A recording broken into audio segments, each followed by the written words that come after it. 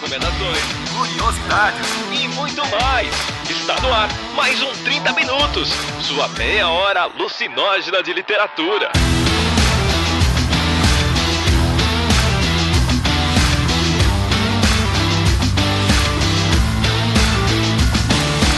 Então, gente, esse é o 30 Minutos e eu estou aqui com o cara que pode substituir a altura ou não, não sei, talvez eu esteja cometendo uma heresia, é a rainha da polêmica Cecília. Hoje ela não está, por motivos de internet brasileira. Mas eu estou aqui com um cara que pode falar de polêmicas no mesmo nível a J. Oliveira. Eu achei que você ia chamar o Arthur, porque eu não substituo a Cecília mais nem capô. Mas estamos aí pra isso, bora lá. Que pressão, né? Entrar no lugar da Cecília, né? Opa! Não, gente, retiro tudo que o Vilto disse, a gente fala de polêmica de uma forma easy. Eu ainda não sei usar molotovs, eu ainda tô aprendendo a dobrar a meinha. Quando a gente aprender, a gente vai estar pronto pra guerrilha, mas ainda não é o momento. É tipo tu ter que entrar no lugar do craque do time e a pressão toda em cima. Pois é, tipo, é aquela parada, você tá na guerra, o general morreu e só tem aquele capitão, porque toda a sua tropa morreu, tá ligado? Ah, pega o cozinheiro ali, manda ele assumir, só tem ele mesmo. É o mais experiente, tá ligado? Né? Tipo isso. Herói de guerra. Sobreviveu porque tá assando frango, tá ligado? Porque a real é que eu não estou aqui pra substituir a Cecília, mas a gente tem aqui a pauta viva. E é o melhor nome que eu posso chamar essa criatura que criou um trabalho foda e graças a ele a gente vai poder falar com certa prioridade do assunto. Eu apresento pra vocês aí o Arthur, do nome que a gente tem que fazer a coxinha com a mão pra falar. Marchetto! Ele até tirou a expressão, tá ligado? Pra não ser zoado, mas tudo bem. Não, da última vez quando vocês falaram da pauta, eu achei engraçado que cada um interpretou de um jeito no nome e todos erraram. Foi muito interessante, eu bastante. Ah, mas como a gente tá aqui pra mostrar o que entra de verdade o que entra no cotidiano do pessoal, vai ser sempre Marchetto e já era. E hoje nós estamos aqui pra falar de um tema polêmico. Booktubers estão ou tomaram o lugar da crítica literária ou não? Veja mais sobre isso. Como se alimentam, como se reproduzem. Mais sobre isso depois dos comerciais, digo, depois dos recadinhos.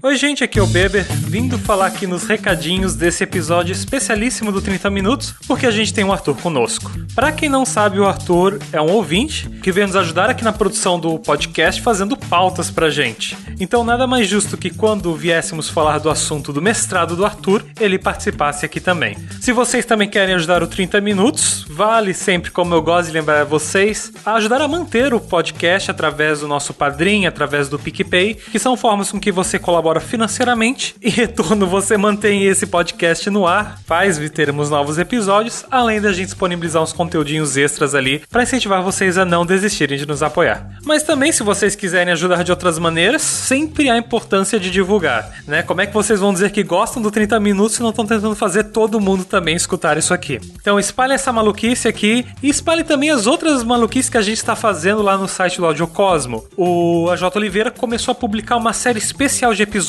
com as editoras da Dame Blanche. A série se chama Pergunte às Damas e eles vão passar por as principais dúvidas que escritores têm, como por exemplo no primeiro episódio, como ser publicado. Eles se juntaram ali num conteúdo até bem rápido, de 20 minutos, as principais dicas e o principal que o autor tem que ter em mente quando ele quer que o seu livro seja publicado por uma editora. Seja uma editora grande, uma editora pequena, vai ter sempre um processo parecido de seleção e ali eles vão dar os principais toques para você que quer passar por isso. Então, se quiser consumir mais conteúdos do AJ Oliveira, pode ir lá no site, tem o 12 Trabalhos, tem agora o Pergunte às Damas dentro do 12 Trabalhos. E ele também tá com a gente aqui hoje no episódio para discutir um pouco as polêmicas, né, do que é essa nova crítica literária, afinal de contas, os Booktubers.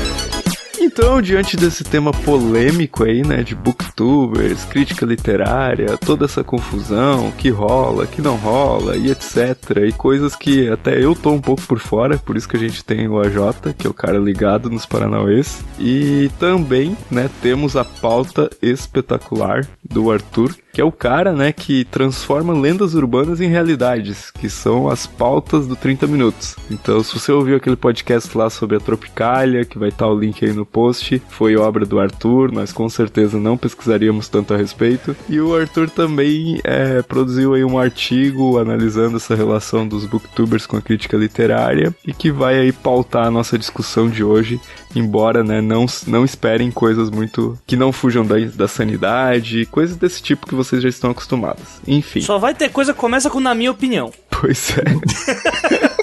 Eu acho, na minha opinião. Eu vou usar estudos apontam.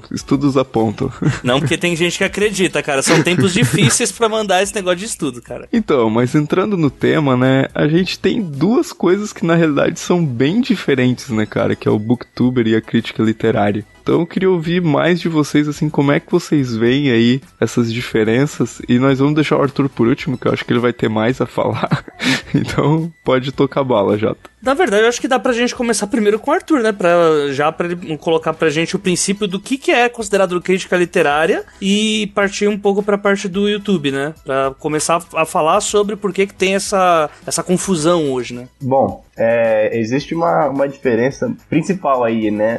O que é crítica literária e o que não é, porque do ponto de vista que eu parto, na verdade, tem dois tipos de crítica literária, né? Existe a crítica literária que é acadêmica, que é feita na universidade, no âmbito da universidade, que procura desenvolver a parte estética da obra no sentido de aprofundamento, de conhecimento científico, né? E existe a crítica literária, que é a crítica literária jornalística, né? E aí a principal função dela, nesse caso, não é o destrinchar científico de uma obra, né? A circulação da literatura é fazer uma conexão entre o livro, o autor e o público leitor. Esse eu acho que é o principal ponto de partida ali que divide uma crítica da outra, né? A crítica literária acadêmica e a crítica literária jornalística. Os booktubers, eles ficariam na crítica literária jornalística. E aí, como eles têm um discurso diferente daquele que a gente encontrava no caderno de jornal, de suplemento literário de domingo, sei lá, esse tipo de texto mais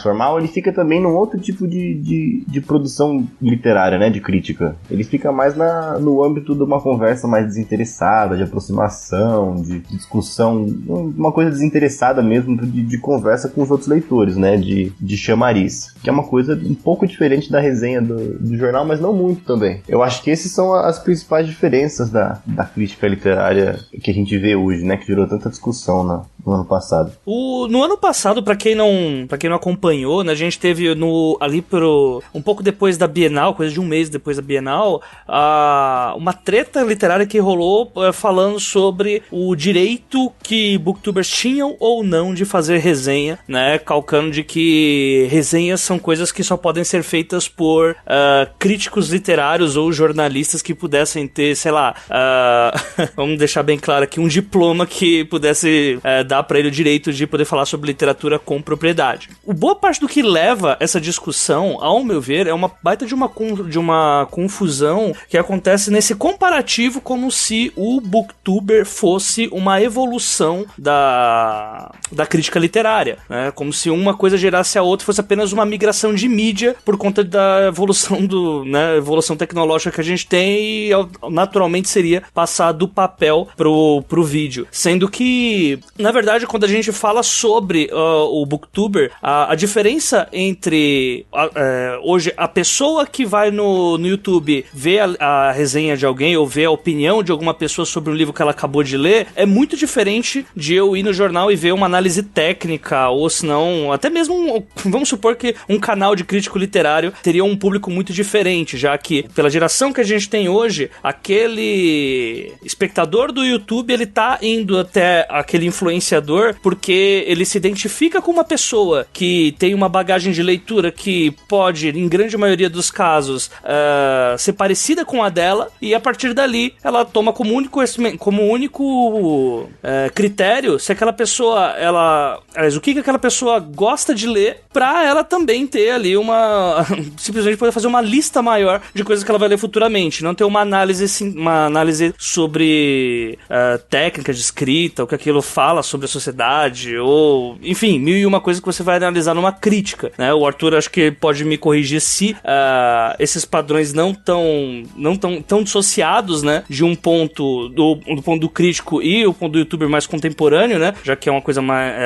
o youtuber ele tem uma certa liberdade para fazer o próprio conteúdo, mas eu mesmo vejo esse padrão acontecendo e que, ao meu ver, ele impede de ter essa semelhança entre as duas abordagens para um texto. Eu acho que tem dois pontos aí, Jota, que entram em conflito, né? Antes, na virada do século pra cá, a gente tinha um padrão de texto estabelecido por grandes críticos como, sei lá, o Antônio Cândido, né? Quando ele escrevia no suplemento literário, eles tinham uma produção ali de artigo, de análise muito aprofundada, que tinha uma outra visão de mundo. Então eles tinham ali a intenção de produzir análises grandes, eram análises de autores que não eram lançamentos, então eles tinham a proposta de, sei lá, vamos hoje falar sobre Guimarães Rosa, e faziam um caderno gigantesco sobre Guimarães Rosa, e não porque a companhia lançou uma edição nova, ou porque ele vai ser homenageado na Flip, nada disso. Era a ideia de realmente retrabalhar um autor no sentido de trazer um conhecimento que ele chamava de humanístico mesmo, né? Então era essa visão do conhecimento como uma coisa a ser alcançada, como se fosse uma evolução mesmo do pensamento, né? Não era alinhado com o mercado, né, no caso. Isso, não era necessariamente alinhado com o mercado. Ele falava que ele queria fugir dessas coisas mais que hoje a gente vê de celebridade, sabe? De focar mais no autor do que na literatura. Um pouco da polêmica que rolou com a Helena Ferrante, com o fato dela ser desconhecida, não conhecida, enfim. O showbiz literário e a literatura. Mas eu acho que hoje essa visão mudou um pouco. E eu acho que até as críticas dos jornais, elas seguem um pouco a linha do que é feito no BookTube. E eu vou explicar o porquê. A chamada crise da literatura aconteceu ali na virada dos anos 60 e 70 ali, porque o campo da letras, o campo acadêmico, científico da letra já estava estabelecido, então você tinha um espaço onde os críticos acadêmicos, os ensaísticos que queriam fazer uma análise mais aprofundada poderiam atuar com mais segurança, não precisaria atuar nas páginas dos jornais. Você tem uma censura e uma imposição muito forte da ditadura em cima dos veículos de comunicação, então não era todo o espaço que eles tinham para falar sobre literatura. Você tem no fim dessa época, nos anos 80, um vislumbre no começo de crise financeira nos jornais. Você tem também a absorção do modo estadunidense de fazer jornalismo, que faz com que os jornalistas reclamem os espaços antes ocupados pelos críticos mais voltados para a academia, com mais um pé na academia, como o próprio Cândido. E aí é e aí instaura o cenário que muitos pesquisadores, como, sei lá, o Benedito Nunes e a Leila Perrone Moisés falam, que tem a crise da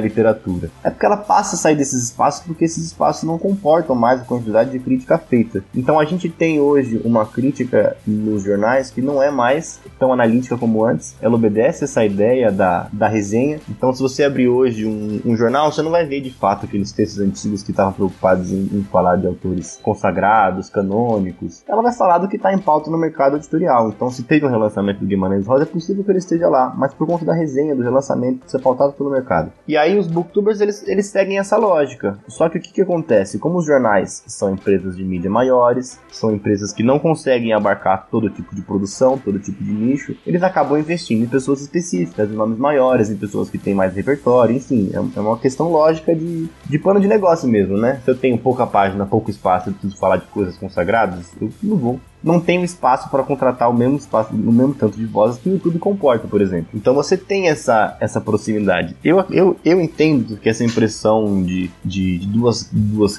críticas literárias vem muito desse modelo feito na mídia impressa, né? E também um pouco dessa noção da crise da literatura e dos grandes suplementos que acabaram sumindo. Então acho que é isso que acontece. E aí hoje em dia o que tem mesmo são os textos de resenha que são muito parecidos com o YouTube. E aí é interessante ver algumas críticas que as pessoas fazem aos booktubers, porque tem algumas coisas que são bastante interessantes e que às vezes ficam fora desse escopo. Então existem muitas pessoas que falam, mas que nem você falou agora há pouco, a pessoa vai dar uma olhada no booktube para ver o que ela vai adicionar à lista, para ver o que a pessoa assiste, para ver qual o gosto dela que eu tenho. Nem sempre. Existem muitos canais, a produção dos canais, assim, eu na pesquisa que eu fiz, na verdade eu analisei só 6, né? Mas ali a gente já percebe uma variedade bastante ampla. Então eu pesquisei um canal que estava realmente, alguns canais estavam ali realmente preocupados em falar, olha, a literatura tem que ser valorizada como aquela coisa que a gente conversa no cafezinho, ela não precisa ser sempre uma coisa séria. Para continuar relevante, ela tem que ser uma coisa que a gente pode falar a qualquer momento. Eu posso falar dela no café, posso falar dela de uma maneira desinteressada. Do mesmo jeito que eu entrevistei professores, por exemplo, que falava, olha, eu passei a ocupar o espaço do YouTube porque eu percebi que as pessoas queriam conhecimento,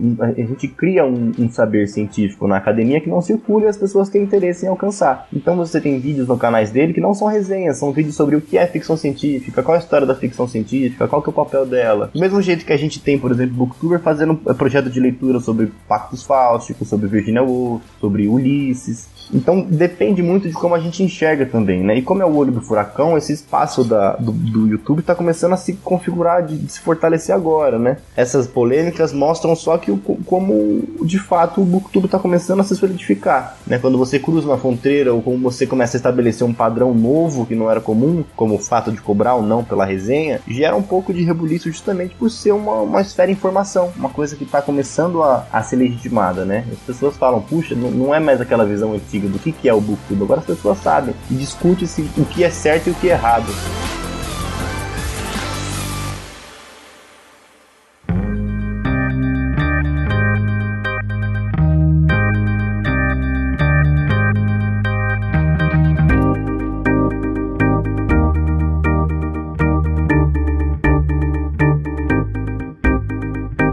No começo do ano passado, tem aqueles livrinhos que tá na moda, que todo mundo tá lendo, né? Quase, né?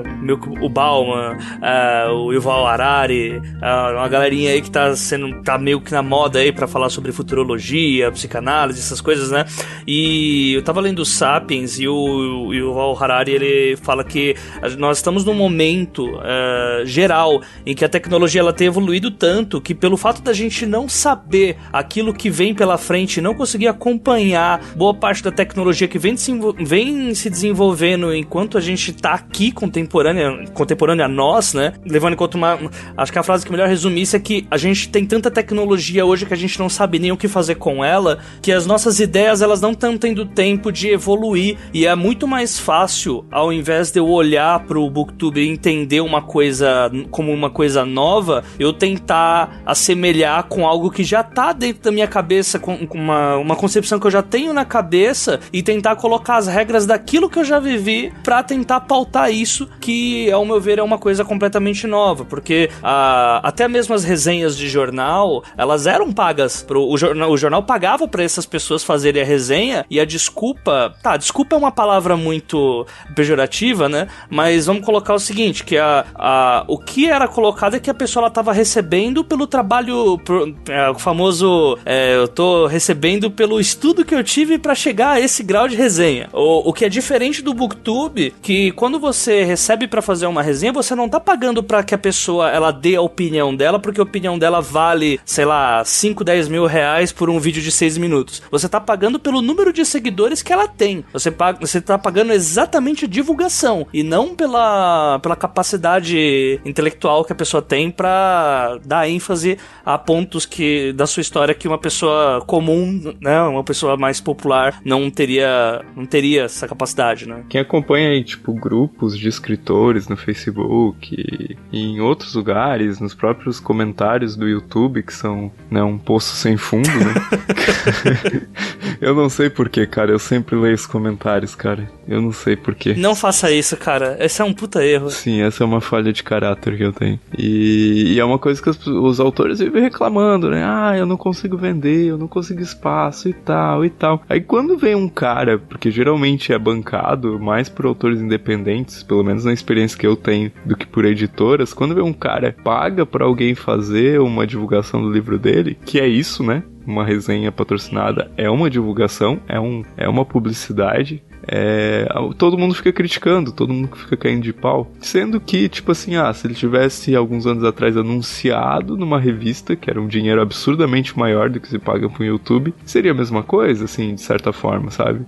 Ou, sei lá, paguei pro Faustão falar lá no merchan dele, é a mesma coisa, sabe? Claro, dadas as devidas proporções, só que as pessoas não veem dessa forma, né? Ou até pior, porque o caso do ano passado que a gente teve, não era nem com relação a uma crítica se o livro estava sendo cobrado ou não, a resenha do livro estava sendo cobrada ou não, né? O caso foi pro ouvinte que não se ligou na época, foi o caso de um autor X que é conhecido no mercado, é jornalista e tal, que mandou o livro pra resenha de uma booktuber famosa e tal, com um número relevante de seguidores, e recebeu de volta um e-mail com os valores que ela cobrava, dependendo do tipo de resenha, que ia desde você queria uma resenha mais técnica, quanto tempo de resenha, se queria que mostrasse o livro, se queria que não mostrasse o livro, enfim, existiam valores bem específicos ali no portfólio que ela deixou, que deixava bem claro que o quanto mais caro ficava, era o tempo que o livro ficava exposto ou o tempo que ela continuaria falando sobre aquele livro, né? Se ela teria que ler, se teria que falar bem, mal, enfim, essas coisas. E a pessoa que mandou que mandou esse e-mail acabou expondo a booktuber, jogou os valores que ela cobrava na internet, que é uma coisa bastante antiética, né? Mas ficou, pelos recados que ele acabou mandando, e meio que ficou muito aquela coisa de vou mandar o meu público linchar essa tirana, era uma coisa muito de como ela ousa cobrar de mim, né? Ele mandou a do amigo meu. Quando manda a do amigo meu, cara, um amigo meu mandou um e-mail, vá merda, desculpa, seja homem e assuma, mas eu acho que o problema aí é quando você entra nesse ponto de que eu sou um autor consagrado, então o que essa pessoa pensa que é pra cobrar de mim? Tipo, eu não tenho que pagar pra ser cobrado, eu tenho que receber pra ela ler, tá ligado? Sendo que, na verdade, é nítido o caso de que a pessoa tá confundindo, né? Achando que tá pagando por uma resenha, quando na verdade, vamos considerar que é uma coincidência, né? A pessoa mandar esse e-mail justamente pra YouTube, pra booktuber com o maior público do YouTube brasileiro que falar de livros, né? Foi uma mera coincidência, obviamente. Ai. Agora, o que, por exemplo, uma polêmica dessa afeta pro youtuber, né? Tipo assim, pro público dele. É claro que essa pessoa, que não deve ser nomeada especificamente, tem um histórico, assim, de outros problemas, né? Na internet. Surgiram depois, inclusive. Essa questão, né? Como que isso afeta pra imagem do youtuber uma exposição dessa? E como que vocês veem isso? No fundo, não afeta nem o youtuber, nem o booktuber em questão, nem o cenário do booktube, né? Eu acho que é uma questão de afinar mesmo, de como esse discurso tá ficando forte, como as pessoas passam a levar em consideração o que o booktuber ou algum outro desses influenciadores digitais, né, chamados agora, fazem. É uma questão de, olha, ela tá cobrando pelo espaço. Isso é legítimo ou não é legítimo? Tanto que muitas pessoas saíram em defesa da cobrança dos preços, outras não saíram. E ficou tanto que a tabela de preço depois ficou disponível, né? A tabela de preços ficou... O cara que disponibilizou, o próprio cara que ficou puto com a mina disponibilizou. Sim, mas aí depois no site oficial, se você entrar lá, www.perfildobooktuber.com.br, tem lá uma aba no site específica falando, olha, eu cobro tanto pra isso, tanto pra aquilo, tanto pra X, tanto pra Y. Depois já não tinha muito mais o que esconder também, né?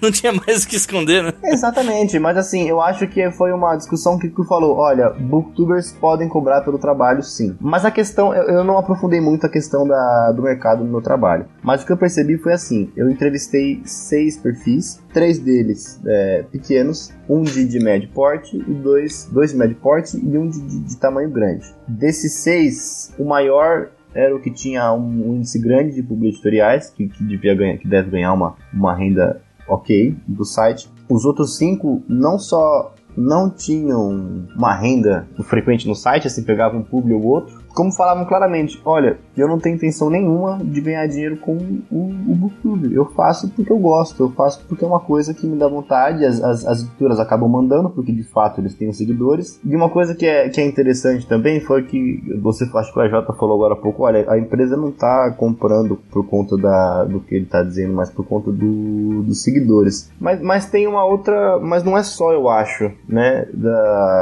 Durante as entrevistas eu perguntei, né, o que vocês acham que é preciso para alguém ser um booktuber hoje, né? Qual que é a formação? O que precisa? E assim, foi unânime. Todos eles falaram, olha, não precisa ter uma formação específica, não precisa ser formado em jornalismo ou em letras. Ainda que dos 6, 5 tenham graduações ou estejam cursando letras, alguma coisa na área de letras ou de jornalismo, e alguns deles tenham mestrado em letras ou em jornalismo. E eles falam, olha, não é preciso ter formação acadêmica para isso, mas a pessoa precisa ter um repertório bastante amplo e grande de livros. Você precisa ter lido, precisa ter estudado um bocado e precisa conseguir articular um discurso coerente dentro disso. Precisa ter uma articulação de ideias. Então muitos deles não leem, não tem o público que tem só pelo fato de divulgar um livro. Claro, existem nichos que funcionam desse jeito, existem tópicos de livro que são exatamente isso, como os book hauls, assim, eles servem justamente para mostrar lançamento do mercado editorial e o tipo de produto recebido. E ok, é um gênero muito específico de vídeo que é como se fosse aquela tabela de serviço do jornal. Então todo mundo tem isso, né? Se você abrir a 451 hoje, que é uma revista excelente de resenha literária, você vai ter o listão no fundo lá, que é um monte de folha rosa falando do mercado editorial. É isso que é o book haul. E você tem as resenhas, que são as resenhas normais em qualquer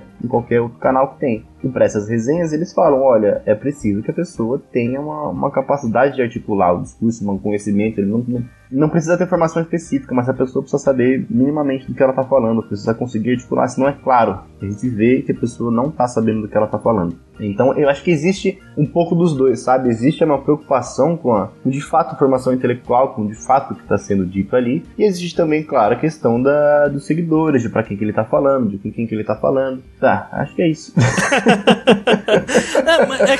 Eu comecei a articular muita coisa aqui da pesquisa, falei, eu vou embolar tudo, deixa quieto, vamos ver. Mas você não acha que, assim, essa soma de fatores que você colocou aí não é o que traz exatamente essa identificação do leitor em muitos dos casos? Porque você colocou um ponto aí que são duas abordagens diferentes, que é até uma coisa natural que há no próprio YouTube mesmo, que existem canais que são mais voltados ao hobby e canais que são mais voltados ao conteúdo de estudo mesmo, né? A gente vê, principalmente YouTube Ciência hoje, fica bem claro, né, que se a gente for comparar, por exemplo, fatos desconhecidos com o canal do Pirula ou Blablalogia e pessoas que realmente estão a fim de fazer divulgação científica e outros como o primeiro que eu citei, que é mais é tudo fake news, tá ok? Aí é bem diferente, né? É bem diferente a abordagem. E quando a gente fala do BookTube mesmo em si, eu vejo que automaticamente quando uma pessoa, vamos colocar aqui um exemplo fictício de uma pessoa que realmente tem uma eloquência legal, tem uma dicção bacana, consegue se comunicar bem na frente da câmera, que é algo que é um pedágio que tem que ser pago no YouTube para conseguir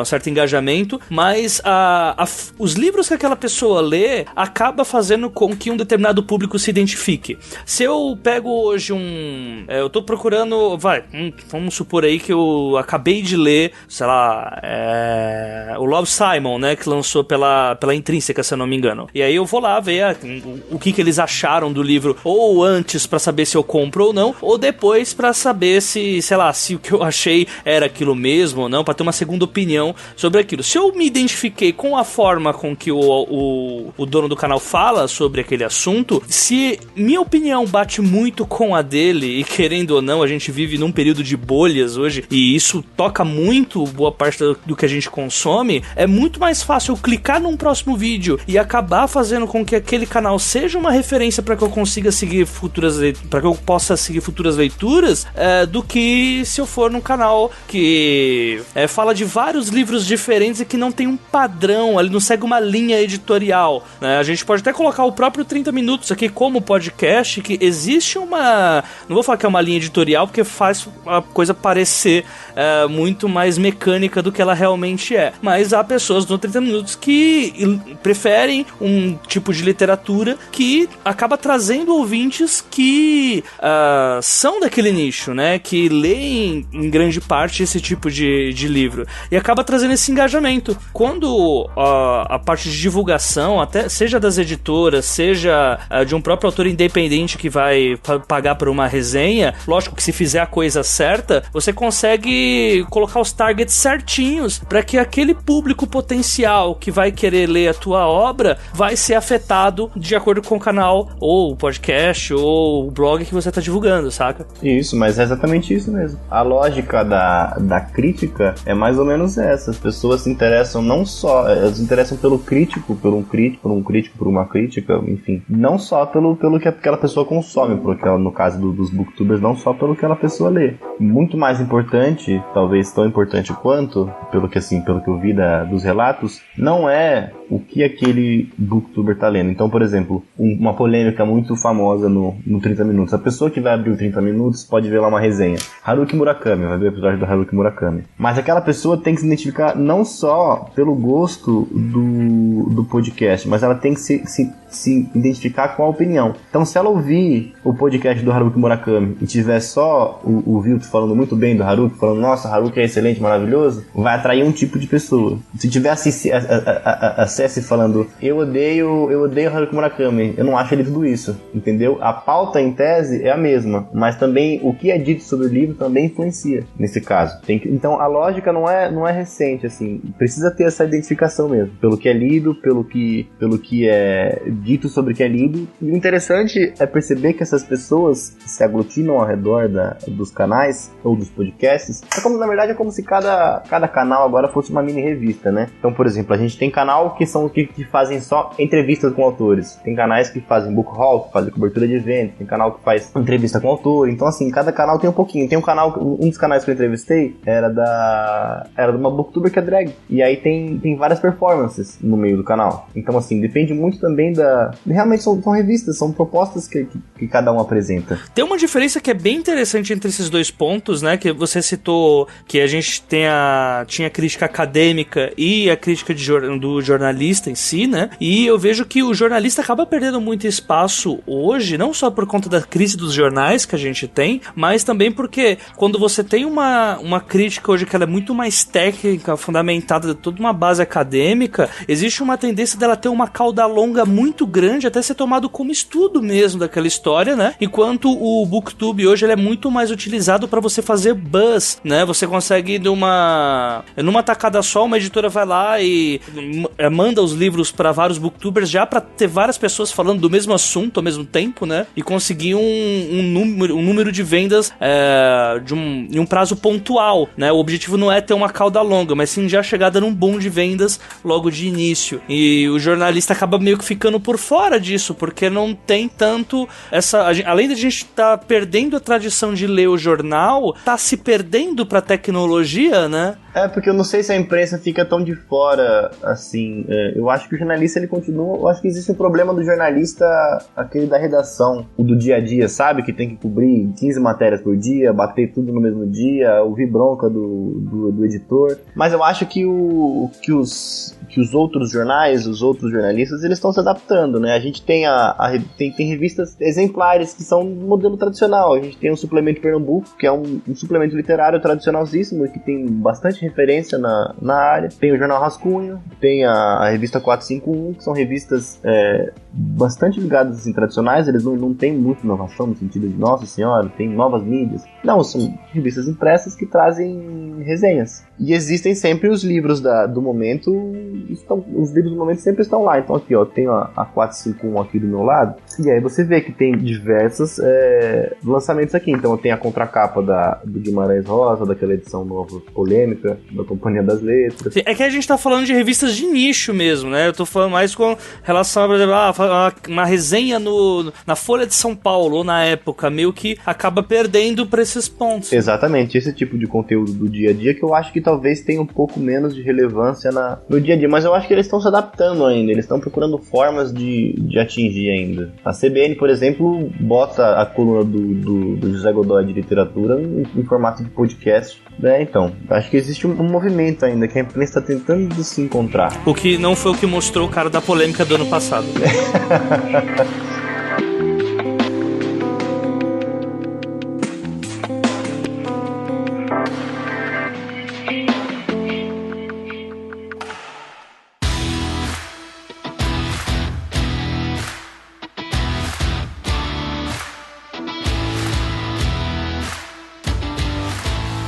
Então, gente, vamos pro nosso fechamento desse podcast. Espero que essa discussão aí continue nos comentários, no grupo do Facebook do 30 Minutos. Se você ainda não conhece esse grupo, pesquise lá por, 30 Minutos, o grupo da loucura do Paul Rabbit, e também apoie a gente no Padrim pra gente continuar produzindo esses programas. Como vocês já devem saber, a gente tá quitando aí uma dívida com o Beber, por isso nós diminuímos os números de programas até a metade do ano. Mas tendo dito esse recadinho aí, talvez fora de hora, eu queria agradecer a presença do Arthur aí, contribuiu pra caramba com esse podcast, com certeza teremos ele em outros programas. Arthur, suas considerações finais. Muito obrigado pelo convite, vocês me desvirginaram, é a primeira vez que eu participo do podcast. Teremos novidades, temos algumas outras pautas a caminho. Foi muito interessante, o AJ quase conseguiu substituir acesso nas polêmicas. Faltou algumas coisas. É que precisava de alguém com prioridade pra poder falar de machismo também, porque, enfim, né?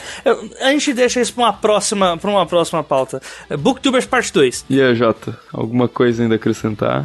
Cara, praticamente nada, porque o ódio que eu semeei sobre esse assunto já foi jogado em vários campos, várias vezes, mas fico muito feliz aí com o convite, é sempre bom participar aqui do 30 Minutos, ainda mais sendo um tema mais de boinha pra participar, porque eu só era chamado pra temas tristes, livros pesados, temas tristes, sair com a cabeça toda desgraçada e falar hoje, apesar de falar de um desgraçado, falar de um assunto que é gostoso de falar, que é divulgação literária, que sempre assim, gente, o recado que tem que ficar é o seguinte: um mínimo de preconceito literário possível, então jamais desprezem as pessoas que divulgam literatura, porque na fase que a gente tá no Brasil, principalmente na crise de mercado, são essas pessoinhas, são esses booktubers, são qualquer pessoa que faz divulgação de literatura que ajuda esse mercado a continuar vivo. Então, deem valor ao trabalho dessas pessoinhas, e mesmo que você não assista, sempre dê força pro trabalho, porque com certeza, recebendo ou não, esse pessoal tá prestando um puta serviço pra literatura nacional. Então, gente, eu sempre falei uma coisa, eu acho que a internet, ela salvou a literatura de certa forma, porque, cara, a partir da internet, muita gente que não teria contato com literatura, que não lia, ou pelo menos não tinha com quem conversar, sobre literatura, teve essa possibilidade maravilhosa que é estar ouvindo esse programa, na brincadeira. Vai pros extras essa? Eu vim gravar com o carimbo babaca na cara, na testa, hoje. Eu vi, cara. E eu só tenho uma coisa a acrescentar, que graças à internet e ao Harry Potter. Também, faz sentido. Mas a gente pode falar aí mais sobre isso no próximo episódio, que vai ser J.K. Rowling. Estamos sendo justos com ela? Sim. Ela não se ajuda. Já acabou com o cast, Então é isso, minha gente. Até o nosso próximo programa. Valeu!